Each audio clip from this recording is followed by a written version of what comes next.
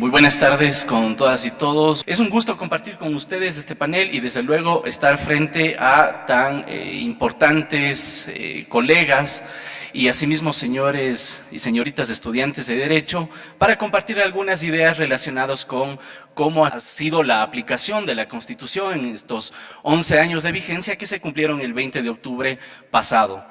Y efectivamente, para que se pueda hacer una suerte de diagnóstico de cómo ha sido la aplicación de la Constitución, creo que es importante partir de dos reflexiones iniciales que justamente recogiendo de alguna forma la presentación que ha realizado Gandhi, podría decirse que efectivamente, ¿para qué sirven los derechos si es que no tenemos garantías? Esa es la pregunta inicial. Y la segunda pregunta es, ¿para qué existen, planteada de otra forma, efectivamente se están aplicando esas garantías en la vida jurídica, en la vida real, en la vida social, dentro de nuestro país? Garantías en el sentido que, si bien es cierto, nuestra Constitución ha sido considerada quizás como una de las más avanzadas del mundo, no lo dicen solamente los juristas de nuestro país, lo dicen los juristas extranjeros, en la medida que son los derechos los que son el eje central en toda la parte, en todo el reconocimiento orgánico y desde luego dogmático de la Constitución. Pero no solamente se limita la Constitución a señalar cuáles son los derechos, sino que a la par va fijando ciertas acciones que le invita al Estado a tomar para que estos derechos puedan tener efectividad, para que puedan tener eficacia en la vida práctica. Y sobre esto, y hago este par de preguntas, sobre todo porque previo a preparar esta presentación buscaba algo de literatura que nos diga, bueno, qué se entiende por personas y grupos de atención prioritaria que vaya más allá de lo que nos dice la propia Constitución. Porque fácilmente nosotros podemos tomar el texto constitucional y revisar, bueno, quiénes son las personas que forman parte de esto que se considera como atención prioritaria, pero más allá de eso, ¿de qué forma la doctrina, de qué forma la jurisprudencia ha ido desarrollando estos derechos? ¿Cómo podemos entender los derechos de las personas y grupos de atención prioritaria a través de las normas, por ejemplo? ¿Cuáles han sido las normas que han permitido que los derechos que están consagrados en la Constitución no solamente se queden en simples declaraciones, sino que les sea una guía, sobre todo a las autoridades públicas, pero también una referencia para el sector privado de cómo se tienen que tratar a las personas y grupos de atención prioritaria? Dicho esto, creo importante además que es preciso referirnos a si ha existido o no progresividad o regresión en estos derechos, considerando que si los derechos reconocidos en la Constitución tienen un mandato establecido en el artículo 11 de progresividad y también una prohibición de regresividad, ¿cómo se ha ido desarrollando esta práctica a lo largo de la vida pública, verdad? En estos 11 años. Y entonces, me parece interesante que en esta mesa precisamente podamos iniciar hablando sobre cuáles son los hitos, es decir, aquellos puntos que trascienden en estos 11 años respecto de la atención a personas y grupos de atención prioritaria. Para referirnos a estos hitos, necesariamente debemos de arrancar con una breve referencia a lo que es la igualdad formal, la igualdad material y la no discriminación. En lo que tiene que ver con la igualdad material o la igualdad formal, perdón, que está reconocida en nuestra Constitución, tanto el artículo 11, numeral 2, como el 66, numeral 4, establecen dos disposiciones, la una a modo de principios de aplicación y la otra a modos de derecho de libertad. Es decir, la una tiene una suerte de mandato que obliga al Estado a tomar acciones y la otra, que es un reconocimiento histórico que se está haciendo, conllevan a que este principio de igualdad no solamente se limite al trato paritario de las personas frente a la ley. La igualdad formal es necesario que sea reconocido porque en su momento histórico representó una característica fundamental del Estado liberal. Con esto se supera alguna característica de la organización estamental donde se daba trato preferencial a personas que tenían cierta jerarquía social. Entonces, era necesario que históricamente exista este reconocimiento de la igualdad formal o la igualdad ante la ley. Sin embargo, con el paso del tiempo, las organizaciones sociales, los trabajadores, las luchas populares hicieron que el Estado o las sociedades se organicen de tal forma que entiendan que la igualdad formal, es decir, todos somos iguales ante la ley, es insuficiente. Y hace falta entonces que se adopten medidas de igualdad que permitan en la práctica que todos los que son tratados como iguales frente a la ley tengan las mismas oportunidades, las mismas posibilidades para la competencia social, y entonces surge la necesidad de la igualdad material.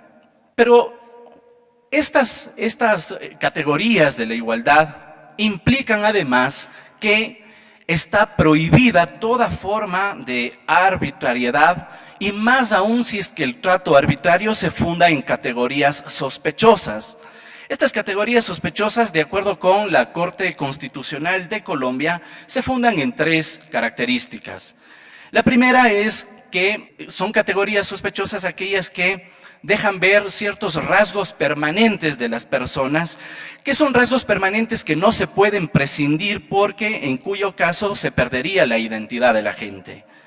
Además de eso, otra de las categorías sospechosas es la sumisión histórica en la que han estado sujetas ciertos grupos, ciertas personas. Díganse, por ejemplo, en el caso de las mujeres, Gandhi hacía un recuento histórico que no fue desde los inicios de la vida republicana, por ejemplo, que las mujeres podían votar. Ni siquiera ciertos hombres podían votar. Podían votar, por ejemplo, solamente las personas que tenían cierta riqueza, que tenían cierto poder económico. Ellos eran los que podían votar. Y de a poco entonces se fue superando esa tensión social, sobre todo en relación al trato que se les daba a las mujeres, y progresivamente se fue generando un trato que procure la equidad entre los ciudadanos. Entonces, esa sumisión histórica representa también una categoría sospechosa. Hace pocos días, lamentablemente, escuchaba a muchas personas que, a propósito del tema de las jornadas de protesta, cuando llegaban los indígenas, mucha gente se refería a ellos como los indios, y algunos en tono despectivo. Entonces podemos ver también en esas expresiones, en esas frases que están enquistadas en el lenguaje común, como también subsisten esa forma de valoración cultural que tiende a menospreciar a ciertos grupos de personas. Y otra de las categorías sospechosas es que algunos criterios no constituyen per se criterios para la distribución equitativa de la riqueza, de bienes, de servicios, y por lo tanto se legisla pensando siempre que todos son iguales y que la ley es aplicable en las mismas condiciones para todos, desconociendo que hay personas que son menos favorecidas o que por su propio desarrollo histórico o a lo largo de sus generaciones no han tenido la posibilidad de tener mejores condiciones económicas, sociales o inclusive culturales. Asociado a esto está además consagrado en nuestra Constitución a modo de derecho y también de principio la no discriminación. Ustedes recordarán que el artículo 11, numeral 2 establece una serie de categorías también sobre en qué circunstancias no es posible discriminar a las personas. Y esas categorías de alguna forma nos ayudan, esto podría decirlo en forma de reflexión, nos ayudan sobre todo para comprender que no se tratan de categorías que están taxativamente señaladas en la Constitución. Es decir, si ustedes ven el 11 numeral 2, en el que dice se prohíbe la discriminación a personas por su orientación sexual, etnia, religión, filiación política, etcétera, etcétera, portar VIH, por ejemplo, esas no son categorizaciones que la Constitución establece de forma taxativa, sino de forma ejemplificativa, porque más adelante señala que se prohíbe consecuentemente toda acción que pueda discriminar o atentar contra la dignidad de las personas, y entonces deja abierto un abanico de posibilidades, pero quizás el constituyente pensó establecer esta serie de categorías de no discriminación precisamente porque nuestra historia ha dejado ver que muchas personas en estas condiciones han sido las personas que fueron históricamente discriminadas. Y en esa prohibición de la discriminación se entiende que hay prohibiciones a mecanismos intencionales que podrían tener las autoridades públicas. Me refiero, por ejemplo, en la creación de las leyes o en la adopción de políticas públicas. En ocasiones, intencionalmente se ha procurado discriminar a ciertos sectores, y también se prohíbe toda forma de discriminación que no sea intencional, sino que sea indirecta, o que por sus efectos, por sus resultados, el impacto de la aplicación de esas medidas que adoptan los gobernantes en general, termina siendo perjudicial para las personas que son vulnerables. Dígase, por ejemplo, en los casos de las paradas de buses, ¿verdad?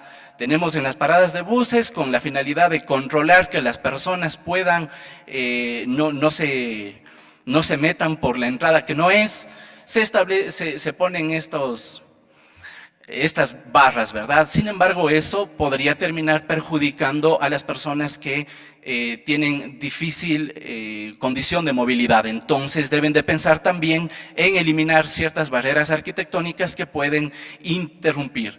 ¿Que fue creada la política pública con una finalidad legítima? Sí, pero que inintencionalmente están causando discriminación por los resultados, por los efectos que causan esas medidas. Esa forma de discriminación también está prohibida de todas formas.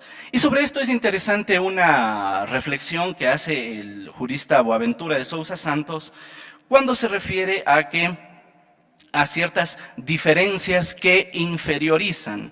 Diferencias que inferiorizan en la medida que se desprende que, dada la unidad de la naturaleza del género humano, que es inseparable a la dignidad de las personas, es incompatible todo trato en donde se pueda dar privilegios a ciertos grupos y consecuentemente dar medidas favorables por considerarlos socialmente superiores, o por el contrario, por considerar que otros grupos son inferiores, deba darse tratos hostiles. Entonces se debe eliminar esa forma de incompatibilidades con este principio de adoptar esas diferencias que inferiorizan. Además de eso está la igualdad que descaracteriza.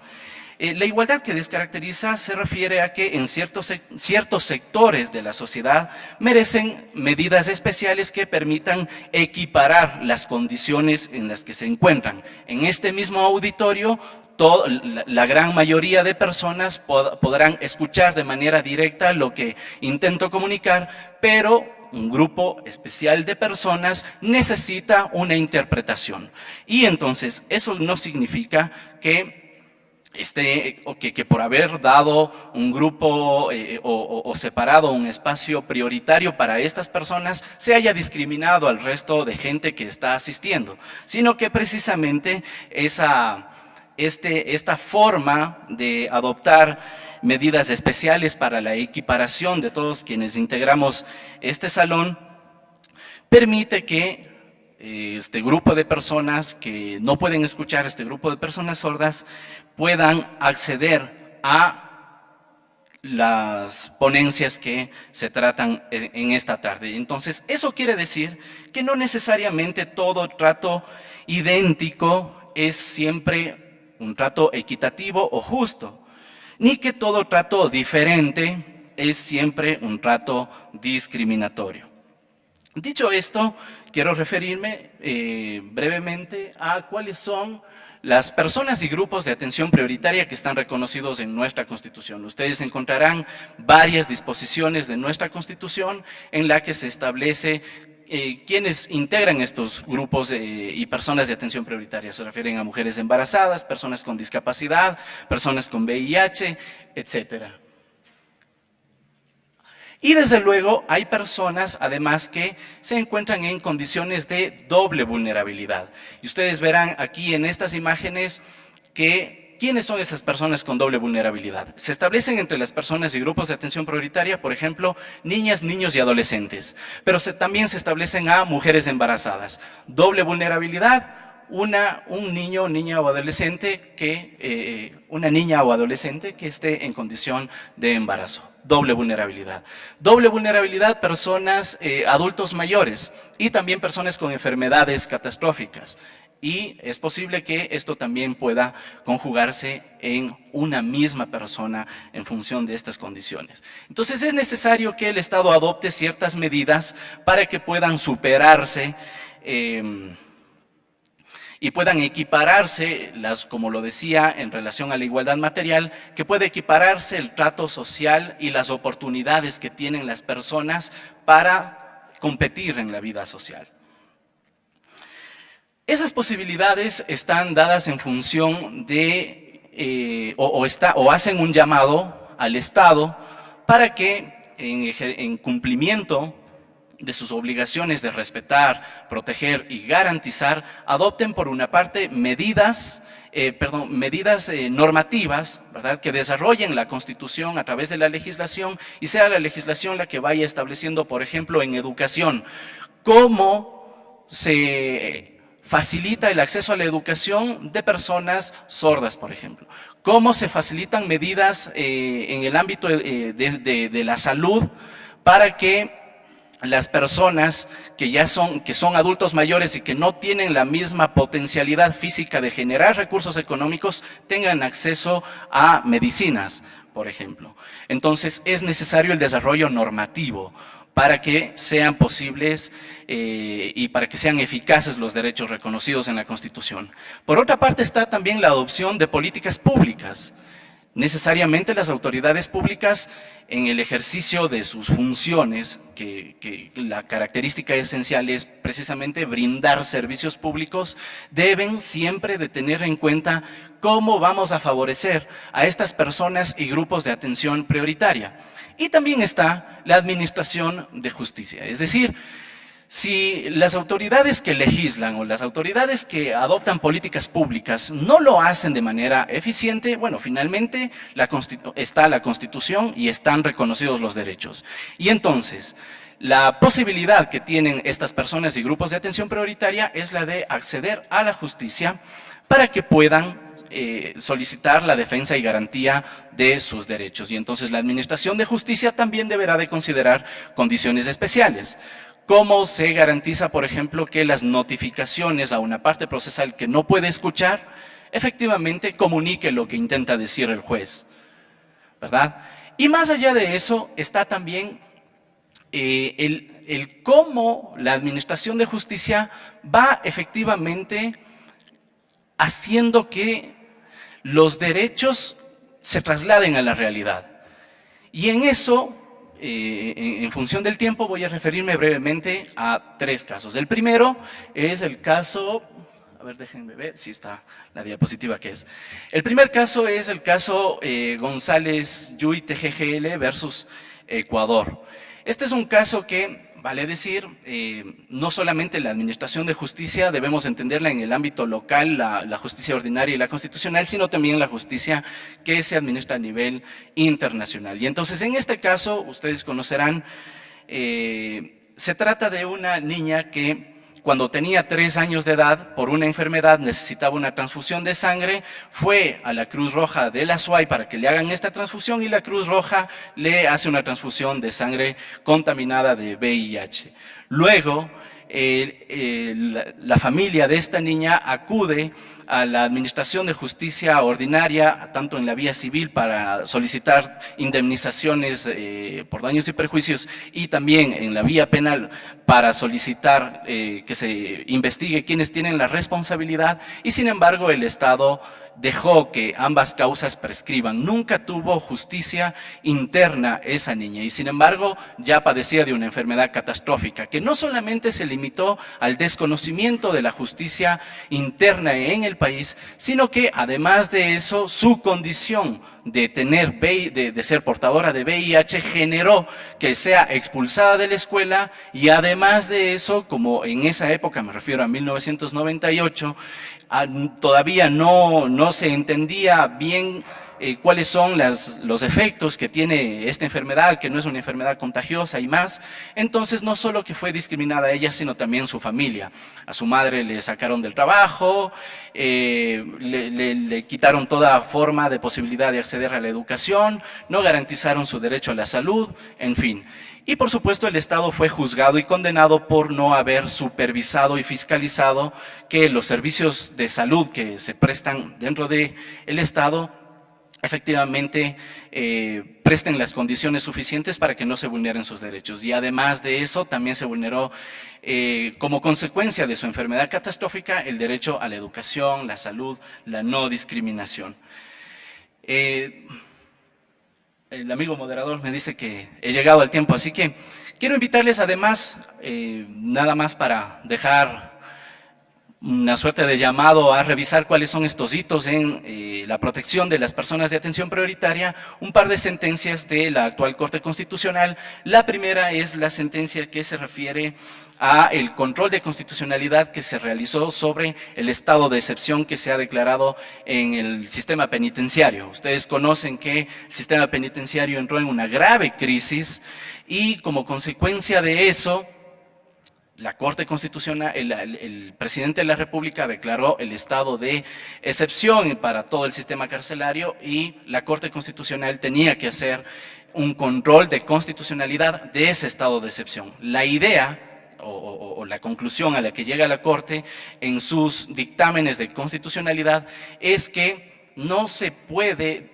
dar más poder al poder, es decir, no se puede dar más facultades al Estado para que siga quizás reprimiendo a través del uso de la fuerza pública a las personas que están privadas de libertad, sino que las medidas que se adopten necesariamente deben de solucionar aquellas condiciones relacionadas con el dictamen, las causas que dieron lugar al estado de excepción y la última sentencia que es la de justicia especializada e imparcial para adolescentes infractores. Lo decía, nuestra Constitución reconoce, entre otras categorías, que son personas de atención prioritaria, los adolescentes. Y los adolescentes estaban, anteriormente a esta sentencia, sujetos a un régimen de juzgamiento que no garantizaba la imparcialidad y la especialidad que se requiere para que se garanticen sus derechos. Entonces, lo que se procura con esta sentencia es que los adolescentes infractores cuenten con justicia